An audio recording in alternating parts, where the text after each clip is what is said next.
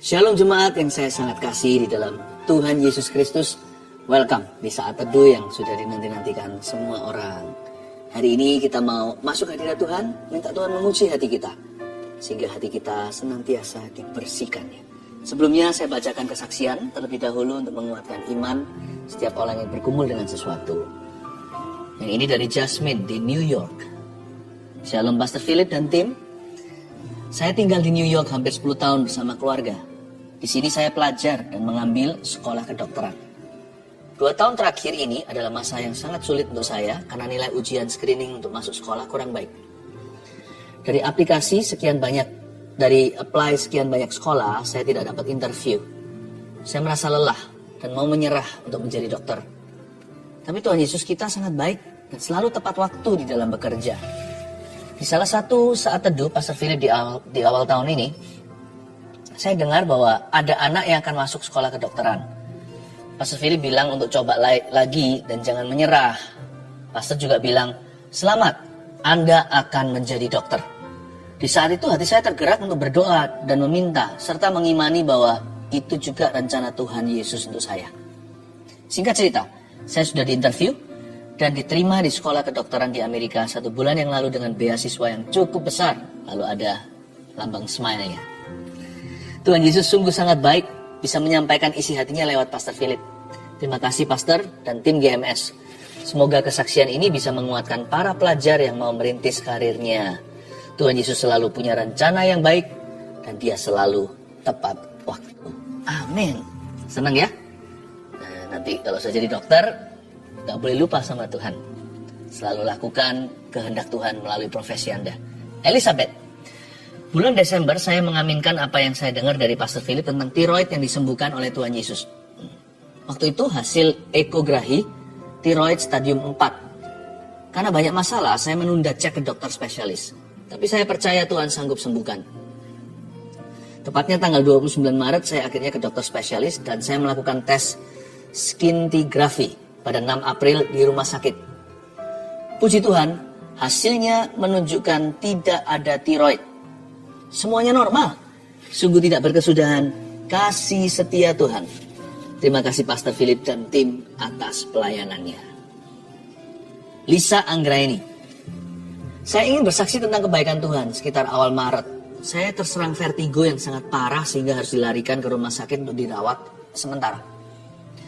Setelah itu rasa pusing dan sakit di kepala tidak kunjung hilang selama 2 minggu. Saat mendengarkan saat teduh tanggal 13 Maret 2021, Pastor Philip mendoakan agar penyakit vertigo beserta semua gejalanya dipatahkan dan disembuhkan dalam nama Yesus. Saya imani itu untuk saya. Seketika itu juga rasa pusing dan tidak enak di kepala saya hilang seketika. Saya bersyukur tidak pernah kambuh lagi hingga hari ini. Tuhan itu baik. Terima kasih atas pelayanan Pastor beserta seluruh tim. Puji Tuhan, banyak orang mengalami mujizat. Mari kita doakan hari ini giliran Anda yang menanti-nantikannya. Tapi sebelumnya, mari bawa hati kita, biar Tuhan selidiki, biar Tuhan murnikan, dan biar Tuhan menjamahnya. Haleluya. Engkau mengasihi setiap kami, bantu setiap hati untuk bisa merasakannya. Berbicaralah ke dalam setiap jiwa, ubahkan kehidupan setiap orang. Berkati jemaat terkasih, keluarga saat teduh, ya Bapa Surgawi. Sembunyikan hamba di balik salib-Mu. Dalam nama Yesus. Haleluya. Amin. Puji Tuhan. Kita ambil Alkitab kita akan baca firman. Ambil catatan juga. Saya hari ini memberi judul renungan kita 4 macam ranting dari Yohanes pasal 15 ayat 1 sampai 5. Oh iya. Hari ini hari Rabu. Nanti Sabtu ya, saya tergerak. Saya hari ini ketika berdoa untuk saat teduh minggu ini, saya tergerak sekali untuk mendoakan rededikasi suami istri. Ya, doa rededikasi hubungan suami istri. Di saat teduh nanti tanggal 1 Mei, hari Sabtu besok ini, yang berjudul kasih agape, itu seperti apa? Kita kan sering mendengar kasih agape, kasih yang tanpa syarat. Nah, saya akan jelaskan nanti. Tunggu Sabtu ya. Tanggal 1 Mei nanti ini, kasih agape itu seperti apa, saya akan jabarkan kepada Anda. Lalu di ujungnya, saya ingin mendoakan pasangan-pasangan. Anda yang baru menikah atau udah lama, supaya didedikasi ulang kepada Tuhan, agar anggur baru itu terjadi. Meskipun khotbah saya besok Sabtu ini bukan melulu soal pernikahan atau keluarga, tapi sesuatu yang sifatnya bermata pedang dua. Ya, pedang bermata dua. Tapi saya yakin suami istri akan mengalami berkat dulu. Mari kita siapkan untuk sekarang. 4 macam ranting, Yohanes 15 ayat 1 sampai 5. Saya bacakan dulu ya, pokok anggur yang benar. Akulah pokok anggur yang benar dan Bapakkulah pengusahanya. Setiap ranting padaku yang tidak berbuah dipotongnya. Dan setiap ranting yang berbuah dibersihkannya, supaya ia lebih banyak berbuah. Kamu memang sudah bersih, karena firman yang telah kukatakan kepadamu. Tinggallah di dalam aku, dan aku di dalam kamu. Sama seperti ranting tidak dapat berbuah dari dirinya sendiri, kalau ia tidak tinggal pada pokok anggur.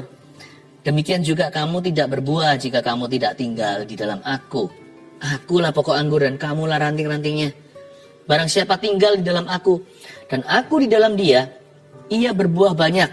Sebab di luar aku, kamu tidak dapat berbuat apa-apa. Hari ini kita akan lebih mengenali apa yang salah dan apa yang betul di dalam hidup kita. Ada 4 macam ranting. Ini mengenai hidup Anda dan saya. Kita mulai ayat 1 dulu, dimulai perkataan Yesus begini. Akulah pokok anggur yang benar. Ya, Jesus the center of our life. Yesus adalah pusat kehidupan. Pokoknya kalau Yesus sebagai pusatnya, kita akan mudah mengenali apa yang salah. Kalau kita pada jalan kebenaran dan hidup, kalau Yesus ada di tengah-tengah, dia menjadi nomor 1 dan segalanya, hidup kita pasti ada pada relnya Bapa di sorga. Karena Alkitab mengatakan, akulah pokok anggur yang benar. Lalu Yesus lanjutkan, saya ajak Anda untuk melihat bahwa Anda dan saya harus tinggal di dalam Kristus secara sengaja. Mesti kerasan. Sama Tuhan tuh jangan datang pergi, cabut tiba. Lalu begitu terus on dan off. Hanya hampiri Tuhan kalau ada perlunya. Tinggallah di dalamnya, pasti kau akan berbuah. Kata tinggal itu konsisten, di situ terus, dia nggak pergi-pergi. Itu bukan visitasi, dia bukan visitor atau seorang tamu. Dia seorang residen, seorang yang tinggal di sana. Saya ajak Anda untuk betul-betul tinggal di dalam Kristus. Jangan jadi Kristen pelataran, atau jangan jadi sekedar seorang yang cari agama atau kepercayaan. Yesus lebih dari itu, dialah kehidupan. Dialah jalan, dialah kebenaran. Nah ayat 2, setiap ranting padaku, kata Yesus, yang tidak berbuah dipotongnya. Dan setiap ranting yang berbuah dibersihkannya supaya ia lebih banyak berbuah. Bagi si ranting gak ada bedanya sih dipotong sama dibersihkan, toh sama-sama dipotong. Pernah lihat vineyard gak? Saya pernah. Atau kebun anggur. Kalau ditebas tuh rantingnya, ranting gak tahu bedanya. Yang jadi ranting itu mungkin merasa sakitnya sama. Dipotong dan dibersihkan itu dua-dua sama-sama dipotong loh. Sama-sama seperti ditabur dan dikubur. Dua-dua sama-sama dikubur di bawah tanah.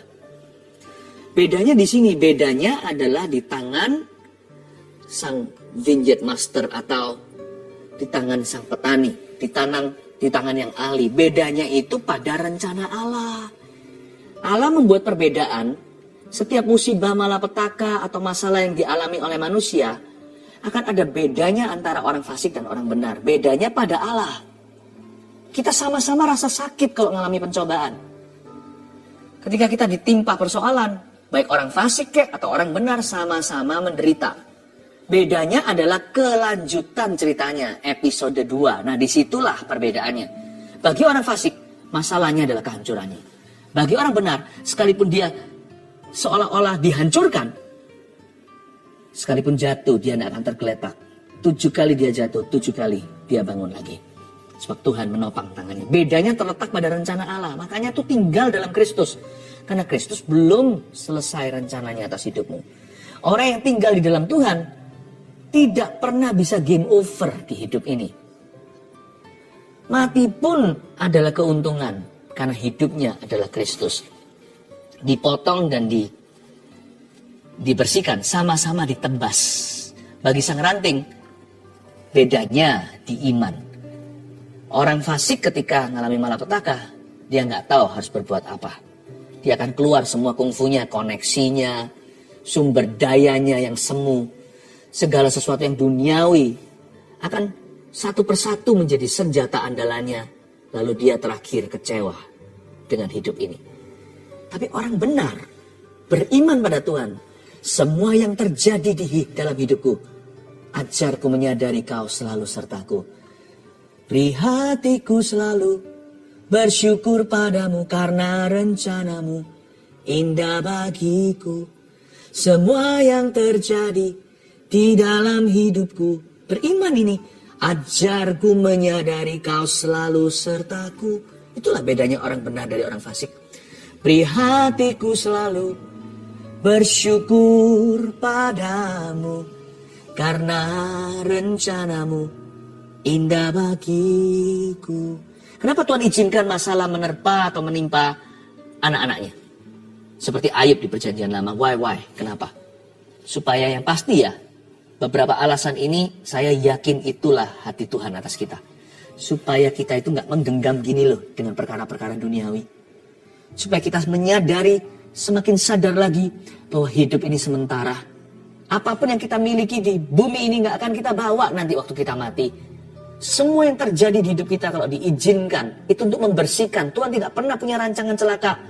Tuhan berniat untuk meruntuhkan. Tuhan tidak punya rancangan kehancuran. Kalau kita ditebas seolah-olah, itu dibersihkan karena kita bukan orang fasik namun orang benar.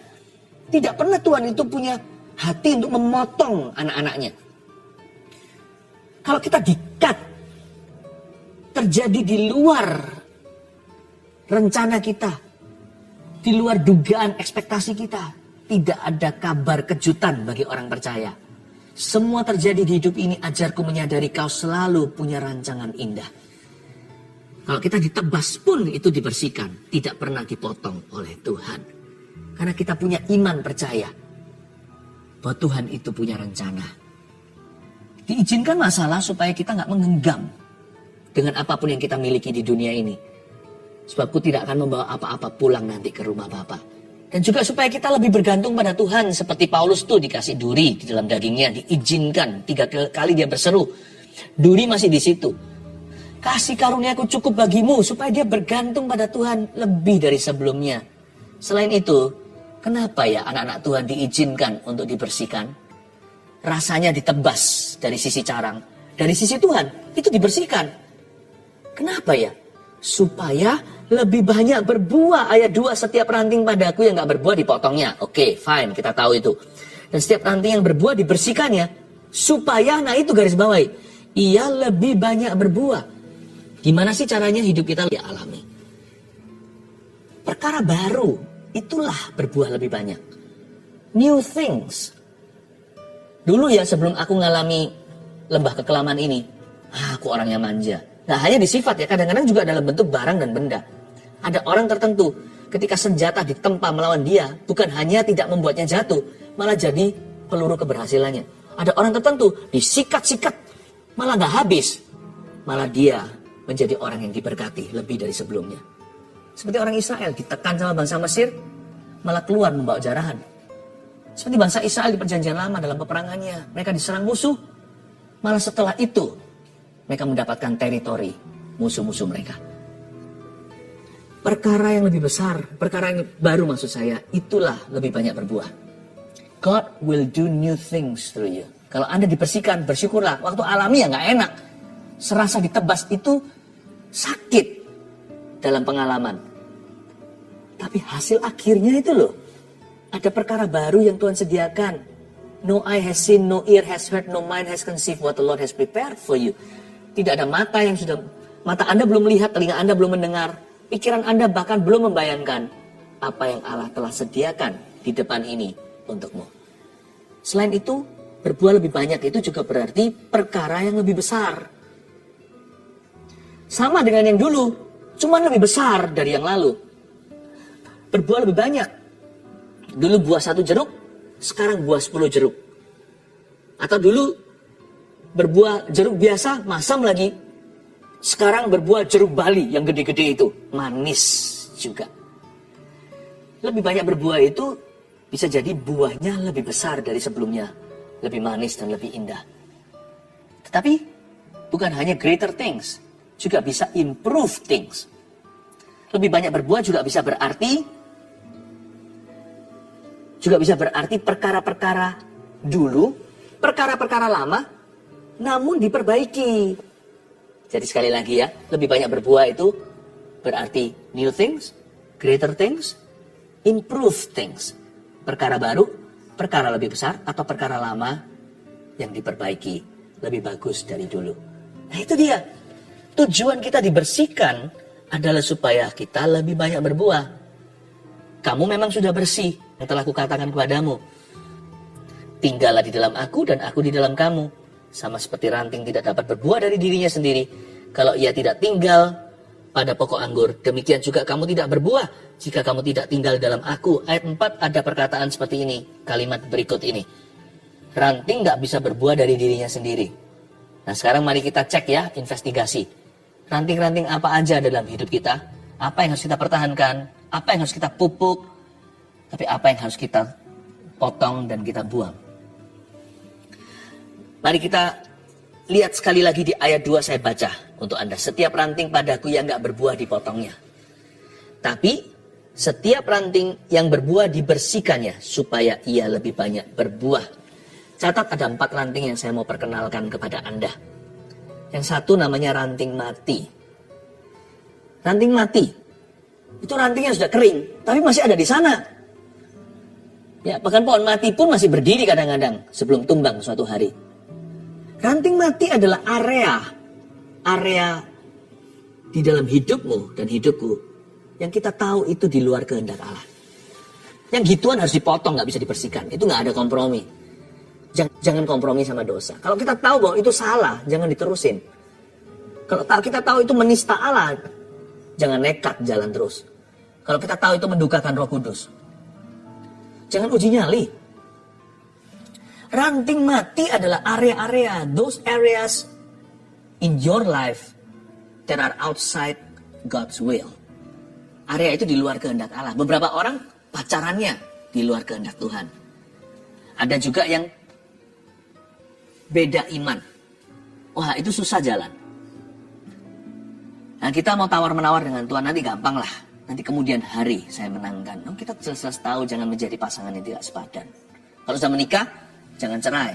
Sekarang waktunya Anda pikul salib dan doakan sampai si dia, pasangan hidupmu itu, atau your spouse, suami atau istri Anda itu, menerima Yesus. Ada juga yang pacarannya sudah oke, sama-sama seiman dalam Tuhan, tapi caranya di luar kehendak Tuhan. Bagaimana bisa Tuhan memberkati? Tanpa pacaran kudus, mana ada pernikahan kudus? Terus area-area dalam hidupmu yang di luar kehendak Tuhan. Bisa jadi yang di luar kehendak Allah dalam mulut kita. Lidah bibir kita pakai untuk mencerca, menghakimi, untuk pesimis melulu dan mengeluh. Bagaimana bisa diberkati kalau pengakuanmu begitu? Jangan-jangan waktu dibaptis dulu, semua basah masuk ke dalam air ceritanya. Seperti Yesus keluar dari air, Roh Kudus turun. Ini Roh Kudus gak turun-turun, kenapa? Karena waktu masuk ke air gak komplit. Mulutnya masih ada di luar. Ini hanya ilustrasi saja. Tapi dari sini kita pahami bahwa kalau kita mau mengalami berkat Tuhan dan berbuah lebih banyak.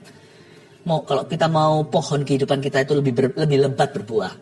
Dan kita harus semua bagian tubuh kita, setiap area hidup ini harus dibawa masuk di dalam kehendak Allah. Tidak boleh ada area terpisah dari hadirat dan firman-Nya. Ranting mati harus dipotong. Kedua, ranting musuh. Ranting musuh juga harus dipotong. Yang ini jangan main-main ya. Dalam bahasa Inggrisnya dulu ranting musuh itu penjelasannya begini. Foreign objects with evil mind. Setiap benda-benda asing dengan pikiran-pikiran jahat. Kalau Anda mau diberkati dan mau berbuah lebat, tapi mau pakai narkoba juga contohnya, barang terlarang. Itu adalah substance atau benda-benda asing yang masuk ke sistem tubuhmu. Selama Anda pakai itu, Anda tidak akan pernah normal hidupnya. Memang menjadi candu saya mengerti, tetapi lebih kepada pergaulan sih. Kecanduan itu Tuhan ciptakan badan kita bisa detox sendiri. Apalagi kalau dengan kuasa Roh Kudus, kelepasan terjadi. Tapi selama kita dibawa influence atau dibawa pengaruh, ada yang dibawa pengaruh alkohol berlebihan, ada yang narkoba, benda-benda asing ini, tapi punya pikiran sendiri. Orang pakai ini bisa halusinasi. Ada orang yang bisa ketawa ke TV, ketawa-ketawa sendiri. Nanti bisa paranoid. Ya kan? Nanti juga bisa. Gak bisa, kita harus lepaskan itu. Itu adalah ranting musuh di hidupmu. Pornografi juga. Jangan buang HP-mu. Yang salah bukan HP-nya. Toh ke kiri kanan kan kita yang setir mau kemana. Gak salah, jendela dunia itu ada di depan kita. Tapi kita melirik kemana kan keputusan mata. Tapi kalau Anda mau diberkati Tuhan, miliki habit yang baru atau kebiasaan. Taruh di ruang tamu. Jangan sendiri-sendiri di kamar sana, browsing-browsing yang enggak. Minta tolong sama teman yang dapat Anda percaya. Minta tolong sama keluarga apalagi. Minta tolong sama hamba-hamba Tuhan di sekeliling Anda. Tolong jaga aku, bantu aku ya. Jaga accountability atau jaga supaya saya ada seseorang yang kepada saya bisa pertanggungjawabkan gitu. Bantu untuk mengawasi aku. Aku mau diawasi. Ya. Tolong aku karena aku perlu dukungan. Ranting musuh tidak boleh kompromi. Anda harus cut dari hidup Anda. Ya. Lalu ada ranting benalu. Ranting benalu ini yang annoying sekali. Ini yang sangat-sangat mengganggu. Karena ranting benalu adalah sebuah yang ini bisa dipotong, tapi jangan dulu. Dibersihkan coba. Kalau dibersihkan nggak bisa baru dipotong. Ranting benalu adalah childish character. Atau karakter-karakter kekanak-kanaan. Biasanya ketidakdewasaan iman. Karakter kekanak-kanaan yang selalu mencari perhatian dan menghalangi pertumbuhan. Di dalam diri Anda itu ada perasaan ingin tampil, ingin diakui, ingin dipuji. Lihat orang lain dirayakan, hati kita nggak senang. Quickly deal with it. Masuk ke hadirat Tuhan. Minta sama Tuhan, change my heart, oh God. Ubah hatiku seputih salju. Ubah hatiku seperti dirimu. Ubah hatiku seputih salju. Ubah hatiku seperti dirimu. Mendekatlah pada Kristus dan mendekatlah pada orang-orang yang kaya buah roh. Supaya Anda bisa terinspirasi. Kata inspirasi itu dalam kamus Webster. Inspire artinya to breathe upon. Atau seperti ditiup gitu. Sejuk rasanya di dekat orang-orang. Sekalipun mereka gak sempurna. Mereka itu lebih seperti Kristus dari kita. Jadi jangan salah bergaul dengan orang-orang yang membawamu jauh dari Kristus. Dan ranting benalu itu sesuatu adalah tugas dan PR-mu. Lihat ya, kalau sudah ranting benalu ini lama-lama dibiarkan, lama-lama kita jadi benalunya. Ada orang tertentu kan gitu kan, di tengah-tengah kita selalu cari perhatian. Selalu halangi orang lain untuk dekat sama Tuhan. Selalu aja, pokoknya orang itu minta dilayani. Yang kayak begini kalau masuk dalam sebuah tim, ambruklah semua yang Anda perjuangkan bersama. Orang seperti ini harus didisiplin dengan kasih. Diberi kesempatan iya, tapi harus dibimbing, dituntun dengan benar. Dibersihkan. Dan jika dia nggak bisa dibersihkan, terpaksa dia harus di baris belakang. Biar dia ngikut aja. Jangan pegang setirnya dengan Anda. Nggak bisa kita jalan dengan orang yang ngambekan. Nggak bisa jalan-jalan dengan orang yang kekanak-kanaan. Pernikahan pun bisa runtuh gara-gara orang begitu. Tapi jangan benarkan perceraian. Anda doakan kalau Anda sudah suami istri, kalau salah satu pasanganmu begini. Doakan sungguh-sungguh. Puasa minta mujizat Allah, yaitu perubahan karakternya. Bisa nggak? Tuhan pasti bisa. Tidak ada mustahil bagi Tuhan. Tiada yang sukar. Nanti lewat pengalaman, lewat orang lain, lewat kejadian demi kejadian, nanti pasangan Anda itu akan diubahkan. Tapi terutama lewat jamahan Tuhan. Siapa tahu kan saat teduh bersama-sama. Seperti saya katakan tadi, saya rindu nantikan saat teduh berikutnya, rededikasi suami istri. Nanti lama-lama jadi benalu. Orang yang benalu begini itu annoying. Kadang-kadang kita annoying, kadang-kadang kita itu mengganggu. Gak bisa orang lain itu enak ada kita. Kita itu salib dalam hidupnya bukan berkat. Benalu melulu. Ya, selalu celakanya ya, benalu itu apa? Benalu itu sudah gak berbuah, udah gak berguna, apalagi ayo? Minta matahari. Benalu itu minta matahari. Dia mencuri sunlight, sinar sang surya dari tanaman yang sah, tumbuh-tumbuhan yang menghasilkan buah dan bunga. tanaman yang berguna. Tapi benalu itu korupsi cahaya matahari. Udah nggak berguna, udah useless, udah percuma dan sia-sia, minta matahari lagi. Kadang-kadang kita ya seperti itu. Kita ini orang yang makan sia-sia. Udah makan, udah didoakan, udah menghabiskan resources, menghasilkan sumber daya keluarga, orang tua, suami, istri, atau bahkan menghabiskan peluru doa anak-anaknya. Anak-anaknya harus berlutut, bersujud, nangis-nangis minta supaya papanya atau mamanya bertobat. Sudah ngambil banyak matahari orang, juga nggak kunjung berubah, apalagi berbuah. Bukankah, bahkan bukan berbunga, sama sekali nggak berguna. Jangan-jangan kita lah benalunya dalam sebuah keluarga, dalam sebuah perusahaan, dalam sebuah gereja. Tapi yang bagus itu ini, ranting baik. Itu kita. Ini yang disebut di ayat 2 tadi, dan setiap ranting yang berbuah dibersihkannya. Tadi kan saya sudah jelaskan dibersihkan itu apa. Nah, inilah ranting yang masuk kategori dibersihkan. Ranting baik tetap diproses Tuhan loh ya. Ranting baik bukan berarti dibiarkan. Ya sudah, kamu udah berbuah good enough. Enggak. Karena Tuhan punya target di hidup kita bukanlah sekedar berbuah. From good fruit to maximum fruit. Jadi Tuhan tidak hanya menargetkan kita berbuah saja, tapi berbuah secara maksimal. Itulah sebabnya kita dibersihkan. Ranting baik itu menjadi proyek utamanya Tuhan. Sensornya Yesus. Saringannya adalah Roh Kudus. Dan tujuan Allah tidak bisa batal dalam hidupnya. Apapun yang terjadi yang Tuhan izinkan, Dia mengerti Tuhan punya rencana. Hasil akhirnya sudah mudah ditebak. Kemuliaan Allah yang bertambah dalam kehidupan orang itu. Karena dia adalah ranting yang baik. Karena Tuhan mencari pada pohon demikian. Bukan sekedar buah 1-2. Dia mencari buah yang maksimal. Jadi kalau kita sudah masuk kategori itu, tenang aja. Udah berserah aja. Bapak bilang apa, saya nurut. Bapak ngomong apa, saya ngikut. Mengapa? Karena saya tahu Bapak bertanggung jawab. Ku tahu Bapak pelihara aku. Dia baik bagiku. Ku tahu Dia bertanggung jawab atas hidupku. Aku ini adalah urusannya. Asal hatiku berkenan kepadanya. Enak.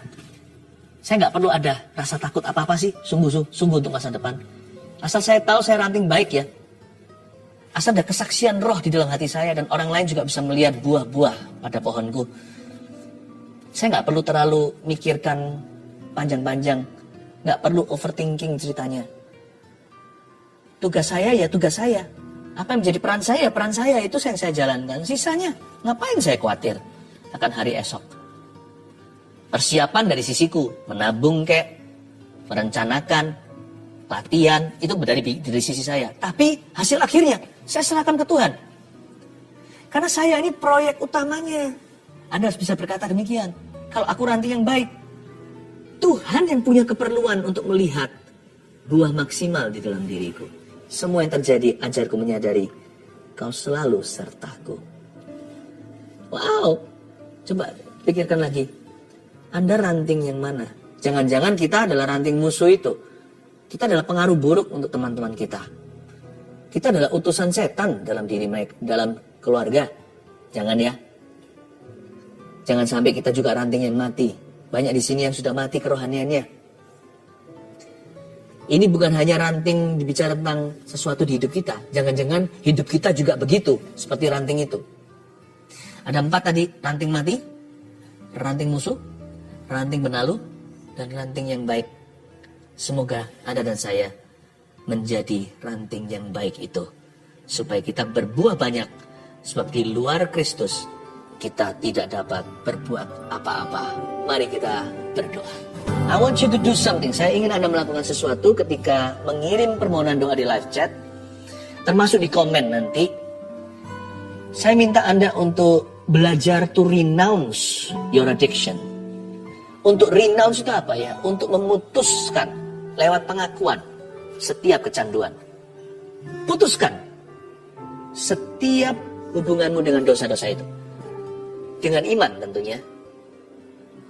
Mari, tuliskan di sana, aku putuskan narkoba di hidupku. Tulis begitu. Atau aku putuskan alkohol di hidupku. Aku putuskan pornografi di hidupku. Tuliskan, aku putuskan titik-titik di hidupku. Saya akan tumpang tangan sebentar lagi. Ayo masukkan. Kalau Anda tidak keburu masukkan sekarang, mungkin Anda sedang dilawat Tuhan, tetap masukkan nanti. Tumpang tangan akan berlaku untuk setiap permohonan doa di episode kali ini. So, bagi Tuhan, tiada yang mustahil. Dan bagi Tuhan, tidak ada perbedaan waktu. Our God is alive. Tuhan kita itu hidup. Karena itu apa yang Anda masukkan sekarang dan nanti semua selalu live. Tuliskan, aku putuskan titik-titik di hidupku. Saya tumpang tangan dan berdoa, minta the deliverance power, kuasa kelepasan untuk melepaskan setiap ranting musuh dari hidupmu. Aku patahkan di dalam nama Yesus setiap ranting mati. Aku patahkan, ya Tuhan, setiap ranting musuh itu. Ulurkan tangan ke depan. Mari kita berdoa. Tuhan Yesus, aku kirimkan ke rumah-rumah atau di mana mereka berada, setiap jemaat kami terkasih, jemaatmu ini. Aku kirimkan the deliverance power atau kuasa kelepasan oleh bilur Yesus dan darahnya. Dalam nama Yesus, aku putuskan kecanduan itu di hidupnya. Ya, aku putuskan kecanduan itu di hidupnya. Aku putuskan dosa orang itu. I renounce that sin. Aku deklarasikan dengan iman, hamba proklamasikan kemerdekaan. Tuhan membebaskan dari maut, Tuhan membebaskan dari dosa dan belenggu. Dalam nama Yesus aku berdoa ya Tuhan, sembuhkan yang sakit saat ini. Balsam Gilead kau oleskan, terjadi sesuatu. Di dalam nama Yesus Kristus, dengarkan setiap permohonan doa ini ya Tuhan. Tak ada satupun yang kau lewatkan, sebab Engkau adalah Allah yang maha tahu. Lawat setiap umatmu, biarkan sekarang ketika mereka mengetiknya, itu menjadi tindakan iman mereka seperti altar kol maju ke depan. Tapi jari jemarinya yang bertindak bagi seluruh tubuhnya. Dalam nama Yesus, lawat setiap umatmu ya Tuhan. Berikan terobosan mujizat yang mereka nantikan, asal sesuai dengan kehendak dan firman Allah. Dalam nama Yesus. Amin. Turunkan tangannya. Roh Kudus barusan beritahu, glukoma disembuhkan oleh Tuhan. Dan Tuhan menyembuhkan orang-orang yang punya eye disease atau sakit mata. Saya melihat ada salah satu di antara Anda, mata Anda dua-dua ada merah sekali karena Anda kena sakit mata. Dan itu menular sekali. Seluruh keluarga sebenarnya menjauh daripadamu. Anda juga takut menulari. Listen, di dalam nama Yesus, aku tengking sakit mata itu. Bukan hanya tidak akan menular ke siapa-siapa, tapi Anda juga akan sembuh seketika. Seolah-olah sekarang Anda menangis terus karena dilawat Tuhan. Tapi air mata Anda akan mengalir untuk sekian lama nanti. Setelah selesai, saya off air sebentar lagi. Air mata itu akan keluar terus karena Tuhan sedang menguras mata Anda dari apapun yang membuatnya merah. Sakit penyakit itu pergi di dalam nama Yesus. Glukoma disembuhkan Tuhan. Saya dengarkan sekali lagi diulang. Glukoma disembuhkan Tuhan. Terima kasih Tuhan. Engkau baik. Tidak ada yang mustahil bagimu. Tuhan jamah setiap orang yang punya masalah dan problema di matanya. Thank you Jesus.